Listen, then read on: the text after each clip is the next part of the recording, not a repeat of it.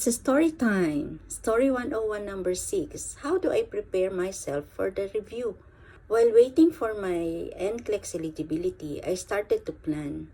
I availed the QBank questions available online, and then every day I tried to answer 100 questions and then watch for the rationale.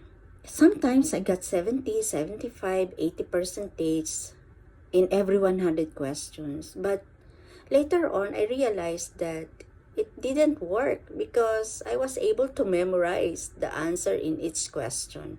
And the QBank, since they are having 2,000 questions, they are giving questions again and again. So I memorized the answer without knowing the concept and the rationale.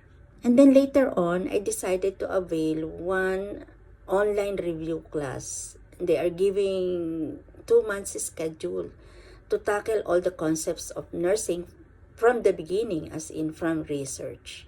So since I am working in the hospital and then there is a time difference, I was not able to go with the schedule. So instead, I always replay the lectures and then I answer the drills. After I answer the drills, I need to watch for the rationale so that I can understand what is the answer on that particular question. So every day, that is my routine. Even though I'm tired, I need to study, I need to answer, and then if I need to watch the rationale until I finish all the concept.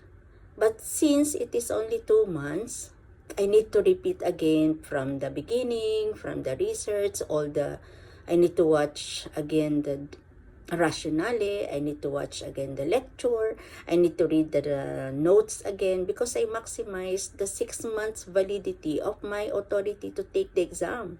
And then study the different types of question, how to answer, NCLEX taker.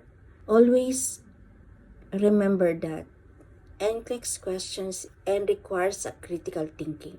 You need to answer more questions as much as possible to be familiar with the type of questions that you will encounter during your exam.